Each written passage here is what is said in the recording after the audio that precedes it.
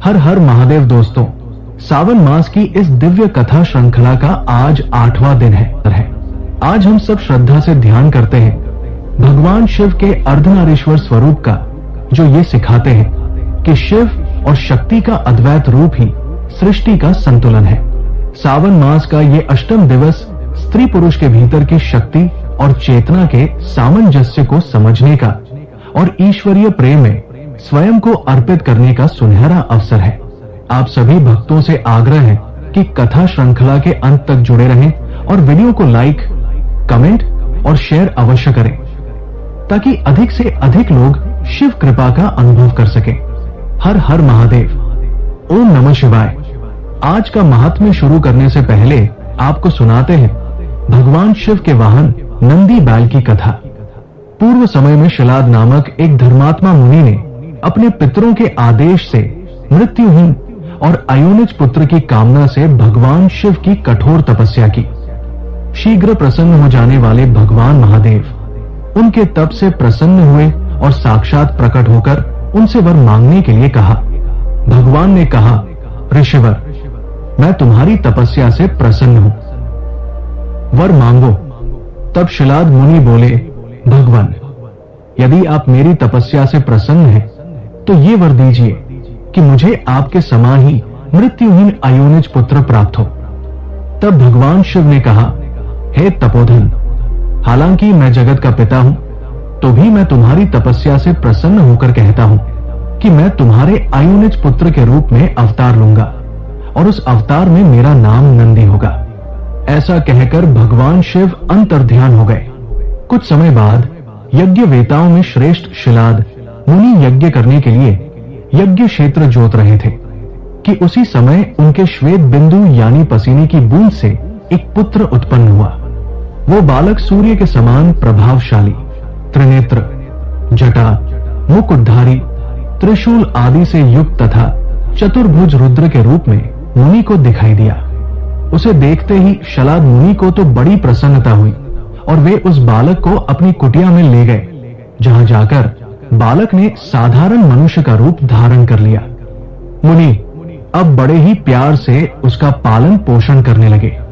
उन्होंने उसके जाति, कर्म आदि संस्कार करवाकर उसका नाम रखा नंदी। वो बालक 5 वर्ष की आयु तक सभी वेदों और शास्त्रों का ज्ञाता हो गया। 7वां वर्ष पूरा हुआ तो वहां 2 मुनि मिलने आए। उनमें से एक का नाम था मित्र, दूसरे का नाम था वरुण। उन्होंने मुनि शिलाद को बताया कि आपके पुत्र की आयु मात्र 1 वर्ष शेष है। अब तो ये बात जानकर शिलाद मुनि चिंतित हो उठे। नंदी ने अपने पिता को ढांढस बंधाया। उन्होंने आत्मविश्वास के साथ अपने पिता से कहा, पिताश्री, आप चिंतित मत होइए, यमराज मेरा कुछ नहीं बिगाड़ पाएगा। शिव तो कालों के भी काल है। मैं भगवान शिव की आराधना करूंगा और उसके प्रभाव से मृत्यु पर विजय प्राप्त करूंगा। ऐसा कहकर नंदी वन को चले गए और भगवान शिव की प्रसन्नता के लिए कठिन तपस्या प्रारंभ कर दी। उन्होंने 3 नेत्र, 10 भुजा और 5 मुख वाले भगवान सदाशिव का ध्यान लगाया और रुद्र मंत्र का जाप किया। उनकी तपस्या से प्रसन्न होकर भगवान शिव और मां पार्वती प्रकट हुई। उन्होंने नंदी से कहा, हे शिलाद नंदन, तुमने बड़ा ही उत्तम तप किया है। मैं तुम्हारी इस तपस्या से परम संतुष्ट हूं। तुम्हारे मन में जो अभीष्ट हो मांग लो। तब नंदी भाव विभोर होकर उनके चरणों में लेट गए। तब भगवान शिव ने उन्हें उठाया और बोले, वत्स, उन दोनों विप्रों को मैंने ही भेजा था। तुम्हें भला मृत्यु का भय कहां? तुम तो मेरे ही समान हो। तुम अजर, अमर, दुख रहित और अक्षय होकर मेरे गणनायक बनोगे। तुम में मेरे ही समान बल होगा और तुम सदा मेरे पार्श्व भाग में स्थित रहोगे। मेरी कृपा से जन्म, जरा और मृत्यु जैसे विकार तुम्हारे शरीर का स्पर्श भी नहीं कर पाएंगे।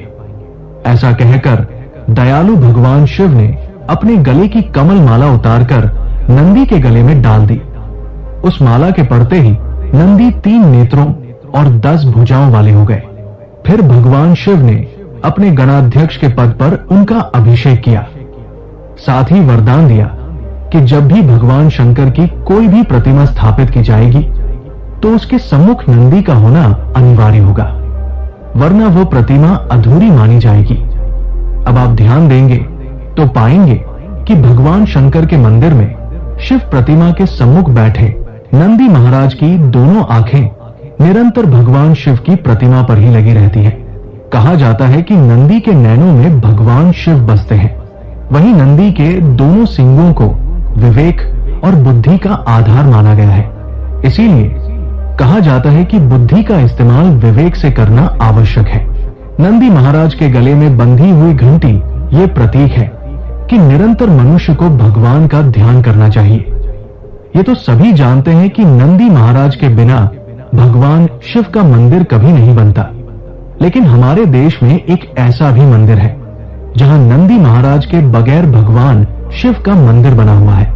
भारत के नासिक में स्थित गोदावरी तट पर बना हुआ कपालेश्वर महादेव मंदिर। इस मंदिर में भगवान शिव की प्रतिमा तो है, लेकिन नंदी यहां पर उपस्थित नहीं है और इसके पीछे एक पौराणिक कथा प्रचलित है, जिसके अनुसार एक बार भगवान शिव ने ब्रह्मा जी के एक मुख को काट दिया था।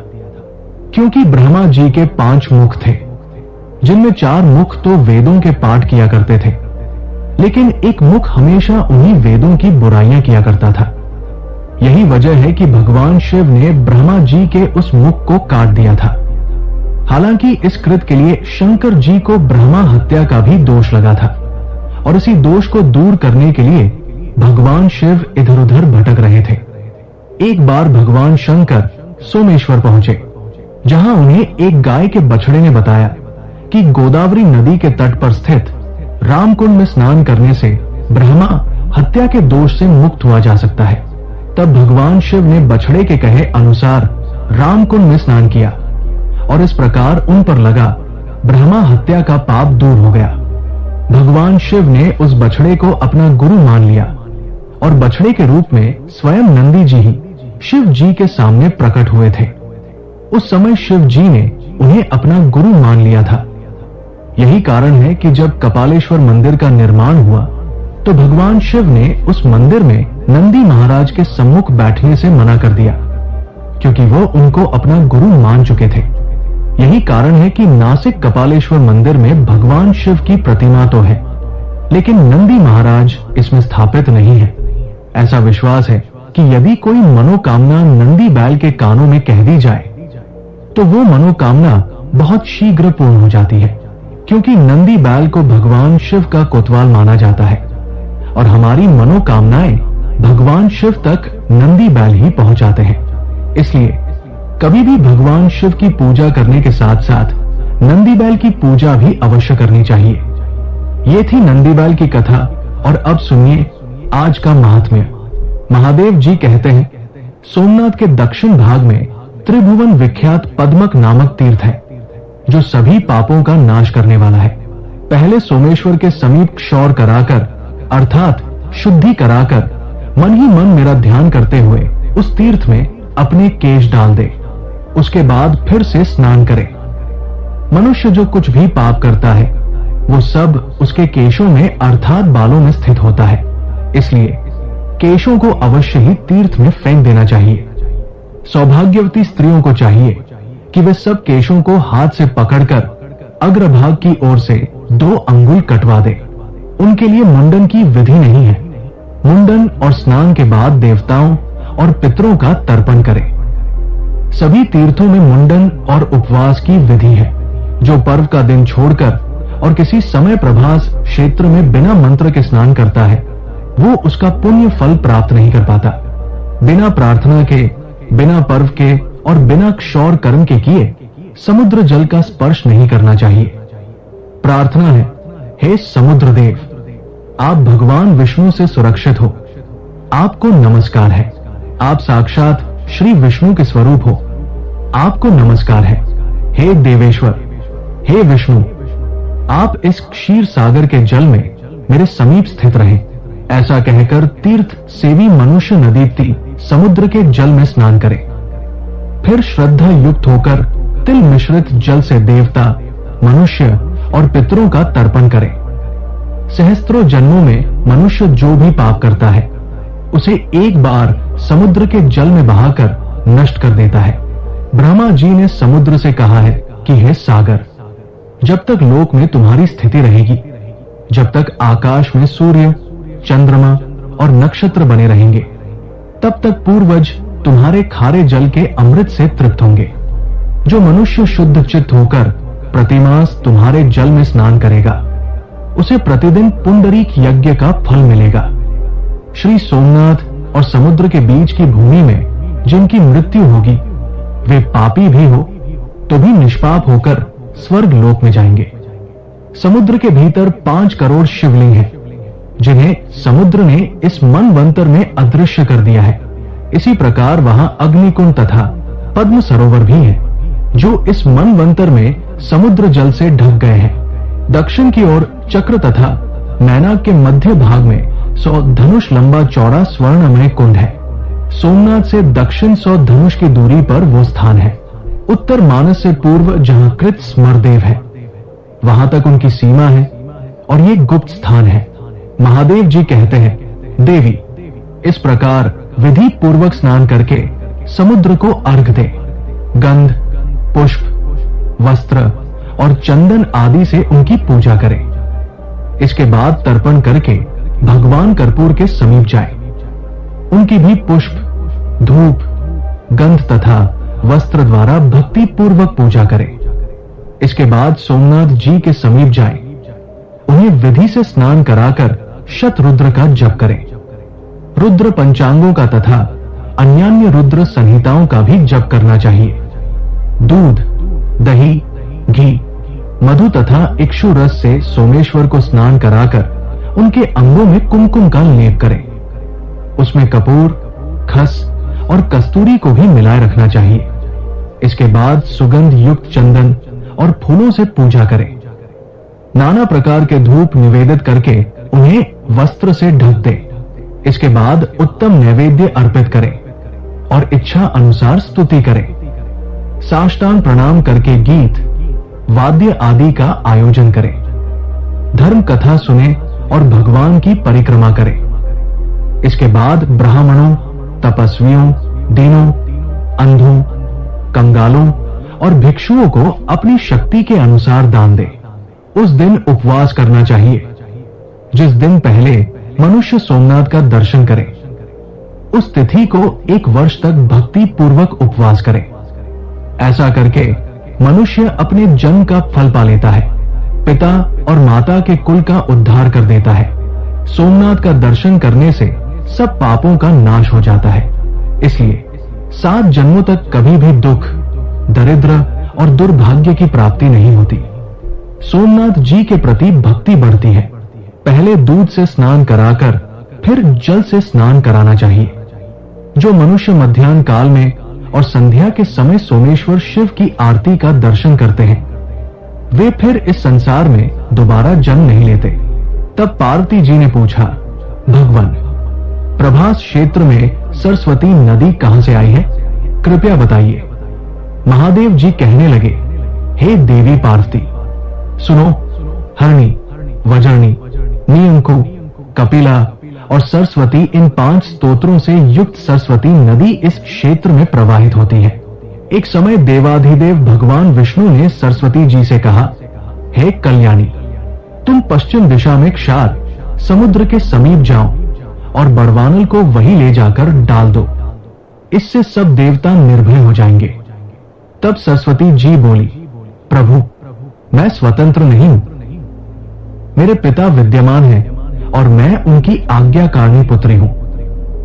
ब्रह्मचर्य व्रत का पालन करने वाली कुमारी हूं और पिता की आज्ञा के बिना मैं तो एक कदम भी कहीं नहीं जाऊंगी।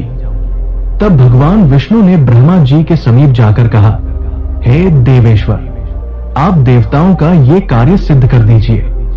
उनके ऐसा कहने पर ब्रह्मा जी अपनी कुमारी कन्या से बोले, देवी, तुम भय से व्याकुल हुए उन सब देवताओं की रक्षा अवश्य ही करो। सरस्वती जी बोली, पिताजी, आपकी आज्ञा से मैं निश्चय ही वहां जाने के लिए उद्यत हूं, किंतु ये भयंकर बड़वानल मेरे शरीर को जला देगा। इसके सिवा इस समय भूतल पर कलयुग भी आया हुआ है, इसलिए कलयुग के पापाचारी मनुष्य तो मेरा स्पर्श करेंगे। ब्रह्मा जी ने कहा, बेटी, अगर तुम पापी जनों से भरी हुई इस पृथ्वी का स्पर्श नहीं करना चाहती तो पाताल में स्थित होकर इस बड़वानल को समुद्र में ले जाओ। जब बड़वानल का ताप अधिक हो जाए तब पृथ्वी फोड़कर प्रत्यक्ष हो जाना और पूर्व वाहिनी होकर प्राची सरस्वती के नाम से विख्यात होना। महादेव जी कहते हैं, श्री ब्रह्मा जी का ये आदेश पाकर सरस्वती जी अपने तेज से संपूर्ण जगत को प्रकाशित करती हुई चलने लगी। उस समय अपने पीछे आती हुई गंगा जी से सरस्वती ने कहा, सखी, अब मैं पुनः कहां तुम्हारा दर्शन करूंगी? गंगा जी ने स्नेह भरी वाणी में उत्तर दिया, हे सुवर्ते, पश्चिम जाती हुई तुम जब जब पूर्व दिशा की ओर मुंह करके देखोगी तब तब मुझे अपने समीप खड़ी हुई पाओगी। वहां मैं सब देवताओं के साथ तुम्हें दर्शन दूंगी। तब उन्होंने गंगा जी से विदा लेकर कहा, हे भद्रे, अब तुम अपने स्थान को जाओ, मुझे पुनः तुम्हारा दर्शन प्राप्त हो। इसी प्रकार सरस्वती ने यमुना, गायत्री और सावित्री आदि सखियों को भी विदा कर दिया। फिर हिमालय पर्वत पर आकर वे एक पाकड़ के वृक्ष से नदी के रूप में प्रकट हो गई और पृथ्वी पर उतरी। उस समय पुण्य सलीला सरस्वती देवी की ब्रह्मा ऋषि गण स्तुति कर रहे थे। बड़वानल को लेकर वो नदी बड़े वेग से चली और पृथ्वी फोड़कर पाताल में प्रवेश कर गई। कहीं कहीं मृत्युलोक में भी प्रत्यक्ष हो जाती थी। इस प्रकार पाताल मार्ग से समुद्र के निकट गई। खदिरा मोद नामक वन में पहुंचकर सरस्वती ने समुद्र को देखा और बड़वानल को लेकर उसके समीप जाने का विचार किया। जब वो दक्षिण की ओर मुख करके प्रस्थित हुई अर्थात चली, उसी समय वेदों के पारंगत विद्वान 4 महर्षि प्रभास क्षेत्र में आए। उनके नाम इस प्रकार है, हिरण्य, वज्र, निंकु और कपिल। वे चारों तपस्वी थे। उन्होंने अलग अलग स्नान करने के लिए सरस्वती देवी का आह्वान किया। इतने में ही समुद्र भी सहसा सरस्वती के सम्मुख ही उपस्थित हो गया। तब सरस्वती ने 5 धाराओं में बंटकर उन सबको संतुष्ट किया। इससे उस पृथ्वी पर उसके 5 नाम विख्यात हो गए, हरणी, वज्रणी, नियंकु, कपिला और सरस्वती। ये 5 स्तोत्रा सरस्वती अपने भीतर जलपान और स्नान करने से मनुष्यों के 5 महापातों का नाश करती है। 1 सप्ताह तक वहां उपवास, जप, होम, स्नान और जलपान करने से वो सब पापों का नाश कर देती है। सरस्वती अपने भीतर आचमन और स्नान करने पर मनुष्यों के घोर ब्रह्मा हत्या तक का और कपिला मदिरापान रूपी महापाप का नाश करती है। नियंकु नदी में स्नान करके मनुष्य चोरी के महापाप से मुक्त हो जाता है। वज्रणी नदी का जल पीने से गुरु पत्नी गमन रूप महापाप का नाश होता है। हरणी नदी में 7 दिनों तक स्नान करने से संसर्गजनित महापाप का अपहरण करने वाली है। इस तरह 5 धाराओं में विभक्त सरस्वती नदी सभी पापों का निश्चय ही नाश कर देती है। इसके बाद पुनः बड़वानल को लेकर सरस्वती समुद्र के पास स्थित हुई। फिर बड़वानल ने उठती हुई तरंगों से युक्त समुद्र को देखकर सरस्वती से पूछा, हे भद्रे, ये क्या है? क्षार समुद्र मुझसे डरता क्यों है? सरस्वती ने हंसकर कहा, तुमसे भला कौन भयभीत नहीं होगा? बड़वानल बोला, भद्रे, मैं तुम्हें वर दूंगा, इच्छा अनुसार वर मांगो। तब सरस्वती ने भगवान विष्णु का स्मरण किया। भगवान ने हृदय में प्रकट होकर उन्हें दर्शन दिया। सरस्वती ने पूछा, भगवान, बड़वानल मुझे वरदान दे रहा है, बताइए मैं इनसे क्या मांगू? हृदय स्थित भगवान ने कहा, हे कल्याणी, तुम उससे कहो कि वो अपना मुंह सुई के समान बना ले। तब सरस्वती देवी ने उससे कहा, बड़वानल, तुम सुई के समान मुंह बनाकर समुद्र का जल पीते रहो। उसके ऐसा कहने पर बड़वानल ने सुई के समान छिद्र वाला अपना मुंह कर लिया। जैसे घटी सूचक पात्र में धीरे धीरे जल प्रवेश करता है, अब ठीक उसी प्रकार वो भी जल पीने लगा। महादेव जी कहते हैं, इसके बाद सरस्वती ने समुद्र को बुलाकर कहा, हे समुद्र, तुम सभी देवताओं के आदि और प्राणियों के प्राण हो। भगवान विष्णु की आज्ञा से यहां आकर इस बड़वानल को ग्रहण करो। समुद्र ने कहा, देवी, लाओ बड़वानल को मुझे दे दो। तब सरस्वती ने बड़वानल से कहा, जैसे अग्निदेव घी की आहुति ग्रहण करते हैं, ठीक उसी प्रकार तुम भी जल भक्षण करो। ऐसा कहकर उसने वो बड़वानल समुद्र को समर्पित कर दिया। इसके बाद सरस्वती पुनः नदी होकर नारदेश्वर के मार्ग से समुद्र में मिल गई। वो स्वरूप से ही परम पवित्र थी। फिर प्रभास क्षेत्र और समुद्र के संपर्क से अत्यंत पुण्यमय भी हो गई। महाबली बड़वानल समुद्र में रहकर अपने मुख से उसका जल पीने लगा। उसके उच्छ्वास की वायु से उठा हुआ जल ज्वार के रूप में समुद्र से बाहर तक दौड़ आता है। इसी प्रकार समस्त पापों का नाश करने वाली सरस्वती नदी ब्रह्मलोक से उत्तम प्रभास क्षेत्र में आई है। समुद्र के समीप सोमनाथ के दक्षिण और आग्नेय दिशा में सरस्वती जी भी स्थिति है। पहले अग्नि तीर्थ में स्नान करके मनुष्य विधि पूर्वक सरस्वती जी का पूजन करे। वहां ब्राह्मण दंपत्ति को भोजन कराकर उन्हें पहनने के लिए वस्त्र दे। इसके बाद कब्दीश्वर की पूजा करे। हे पार्वती, इस प्रकार ये सरस्वती नदी के प्रकट होने का वृतांत मैंने आपको सुनाया है। महादेव जी कहते हैं, प्रभास क्षेत्र में सरस्वती नदी स्वर्ग लोक की सीढ़ी के समान स्थित है। प्राचीन सरस्वती सर्वत्र दुर्लभ है, किंतु प्रभास, कुरुक्षेत्र और पुष्कर में उनका दर्शन विशेष दुर्लभ है। अग्नि तीर्थ के समीप सरस्वती बहती है। जो पहले उनका पूजन करता है वो तीर्थ के फल का भागी होता है। सागर तीर्थ भी पापों का नाश और पुण्य की वृद्धि करने वाला है।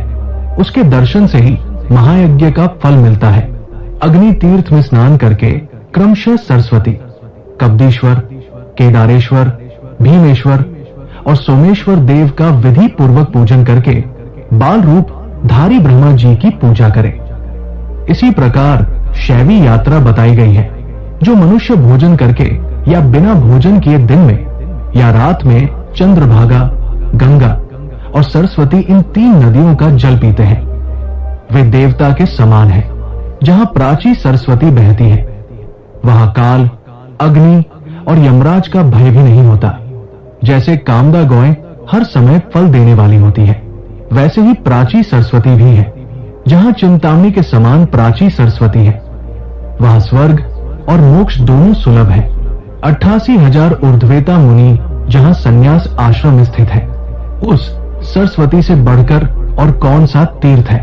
इसलिए हे देवी पार्वती, प्रभास नामक महाक्षेत्र में सरस्वती के उत्तर तट पर जो अपने शरीर का त्याग करता है वो फिर इस संसार में जन्म नहीं लेता। जो मनुष्य इस तीर्थ में श्राद्ध करेंगे वे अपनी 21 पीढ़ियों के साथ स्वर्ग लोक में चले जाएंगे। यहाँ कृष्ण पक्ष की चतुर्दशी को सदा ही स्नान की विधि है। यहाँ श्राद्ध करने से पितरों को अक्षय तृप्ति मिलती है। जो यहाँ अधिक अन्न दान करते हैं वे मोक्ष मार्ग को प्राप्त होते हैं। जो पुरुष ब्राह्मण को यहाँ सुंदर दही देता है वो गोलोक में जाकर उत्तम भोग भोगता है। जो भक्ति पूर्वक श्रेष्ठ ब्राह्मण को ऊनी चद्दर दान देता है उसे उत्तम सिद्धि प्राप्त होती है। जो भक्ति पूर्वक इस तीर्थ में स्नान करता है वो सब पापों से मुक्त होकर ब्रह्मलोक में पूजित होता है। तो दोस्तों, आज की वीडियो यहीं पर समाप्त होती है। वीडियो अच्छी लगी हो तो इसे लाइक करें, शेयर करें और कमेंट बॉक्स में हर हर महादेव जरूर लिखें।